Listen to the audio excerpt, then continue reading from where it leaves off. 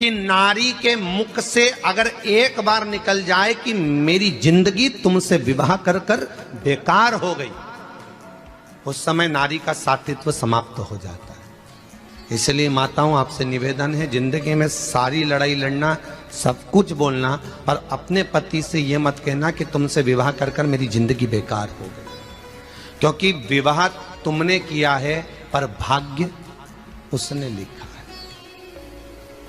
भाग्य लिखने वाला वो है। और आपसे फिर निवेदन करूंगा, राम मंदिर जाओ, कृष्ण मंदिर जाओ, शिव मंदिर जाओ, भवानी के मंदिर जाओ, तुम्हारे 33 कोटि देवताओं के मंदिर चले जाओ, गणेश जी के मंदिर जाओ, तुम्हारी मर्जी पड़े उस देवता के मंदिर जाना, कोई तुम्हारा भाग्य नहीं बदल सकता। जो तुम्हारी किस्मत में लिखा है वो तुमको भोगना पड़ेगा।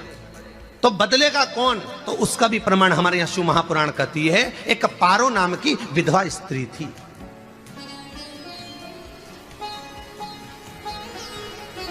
क्या नाम है उसका? नाम पारो। विधवा है, पति नहीं है, एक बेटा है। और विधवा स्त्री जो थी वो गर्भ से थी, उसका संतान नहीं हुई थी, पति मर गया था, वो गर्भावस्था में बेटा रह गया और पति चले गया। पारो बड़ी दुखी थी, भगवान का भजन करती बहुत, घर में कुछ भी नहीं था, जो व्यापारी जो धन था उसके पति का वो सब लोग खा गए। जब जैसे व्यक्ति जब तक जीवित है तब तक संसार उसका है, जैसे ही वो गया उसका सारा धन भी उसके साथ चला गया, व्यापार धन रो।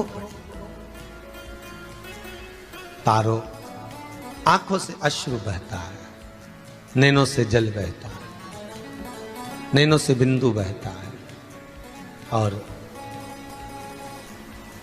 पारो की आंखों से जब आंसू बह रहा है, अश्रु निकल रहा है, जल बह रहा है। बेटे को जन्म दिया, उसने सोचा अपनी जिंदगी तो बेकार हो गई, पर बेटा जन्म लिया तो इसका नाम अच्छा रख दूं तो हो सकता है भाग्य आगे अच्छा हो। तो उसने उसका नाम भाग्य सिंह रख दिया। क्या नाम रखा? भाग्य सिंह। भाग्य अच्छा रहेगा इसका, तो हो सकता है कुछ अच्छा कर ले। पर बेटे की भी किस्मत इतनी प्रबल नहीं थी। मां जगह जगह बर्तन मांझ कर काम कर कर बच्चे का पालन कर ली।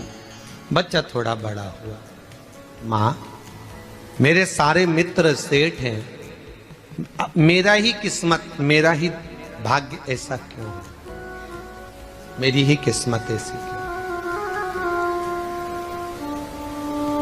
क्यों है ऐसा?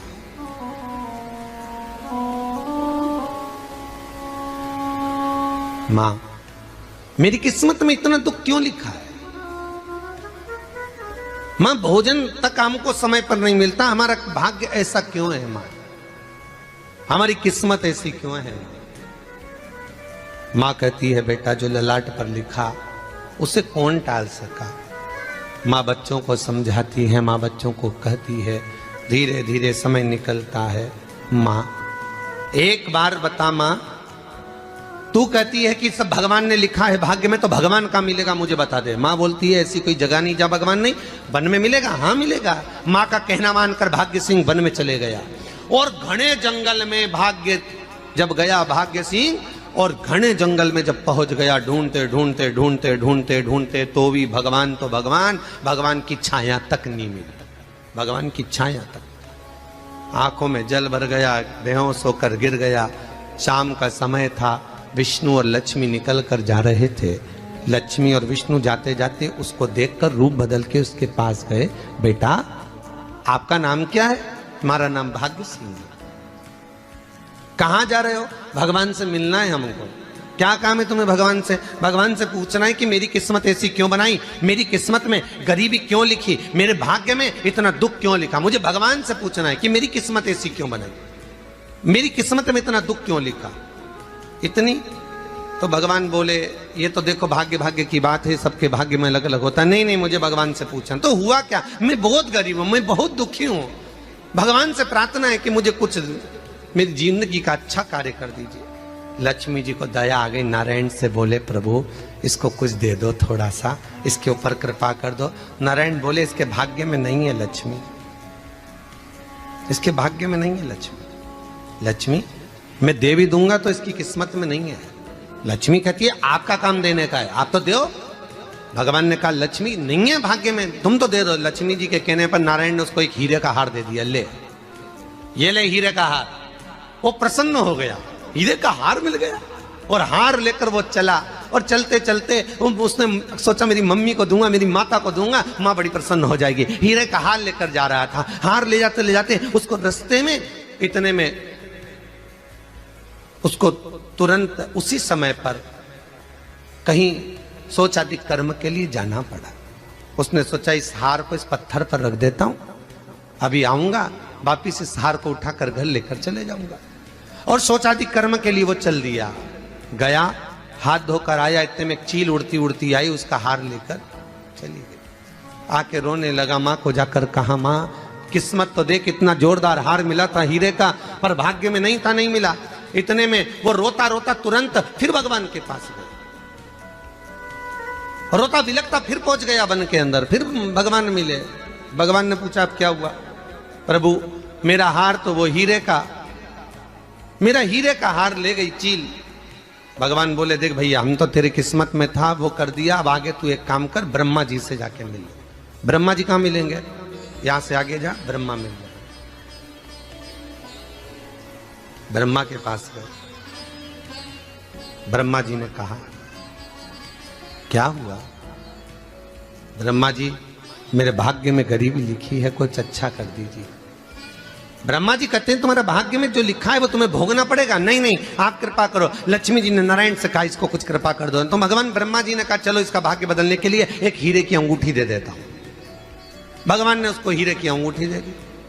अब हीरे की अंगूठी दी, फिर वो लेकर चला। इतना खुश था, अब मुझे हीरे की अंगूठी मिल गई, अब मुझे हीरे की अंगूठी मिल गई। इतना प्रसन्न होकर जा रहा था, इतने में इसको लग गई प्यास।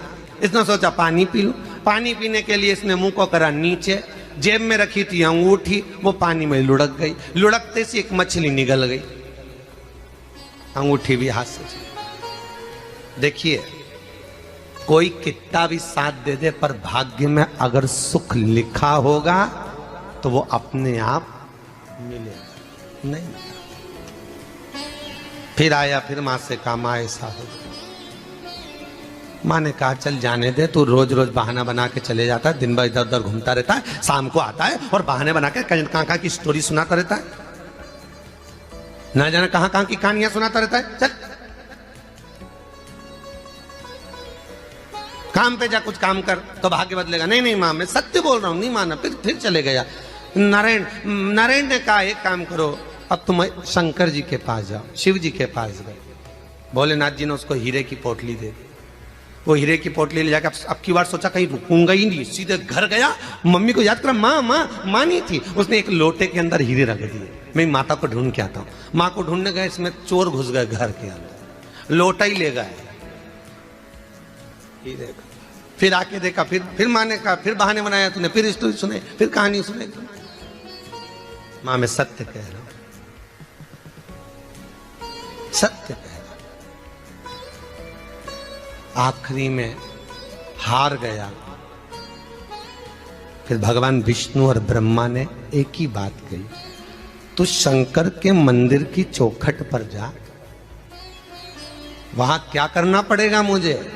कुछ मत करना, केवल उसकी चौखट पर जाकर उसका दीदार करना, उसका दर्शन करना। उससे क्या होगा?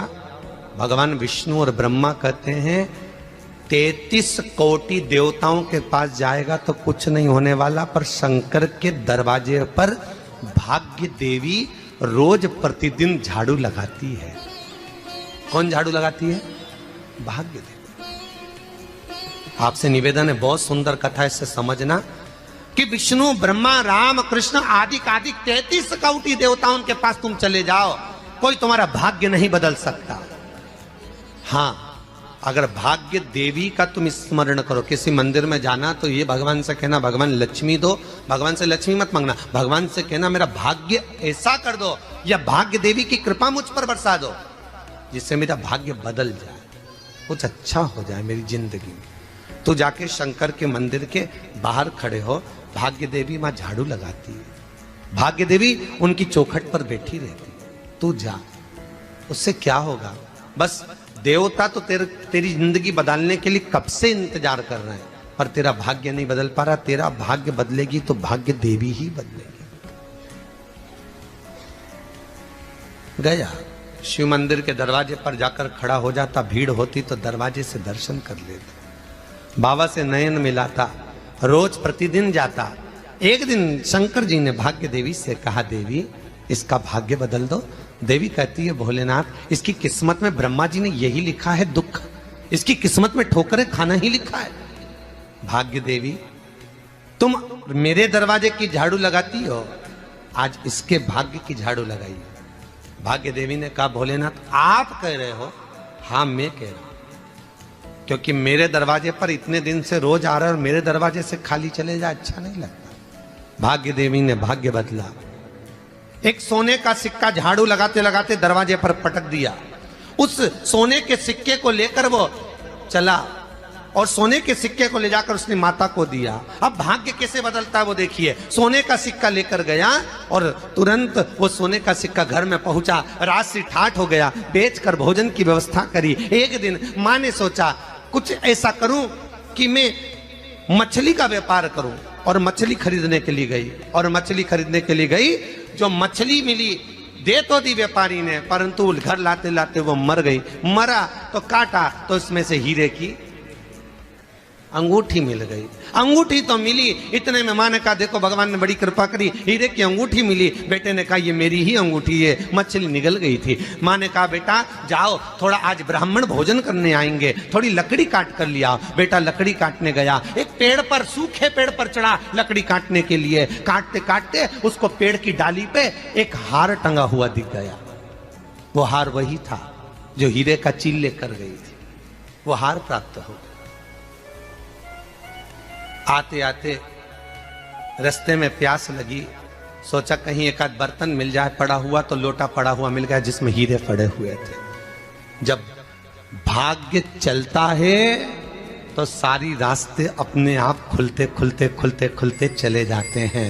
जब भाग्य नहीं चलता तो चाहे कोई हीरा दे दे, चाहे कोई सोना चांदी दे दे, चाहे कोई फैक्ट्री खुलवा के दे दे, तो भी कुछ दिन में ठप्प हो जाए। भाग्य चलेगा तो धन आएगा, भाग्य नहीं होगा नहीं। तो फिर कुछ मत करो। क्या करना है बोलो तो?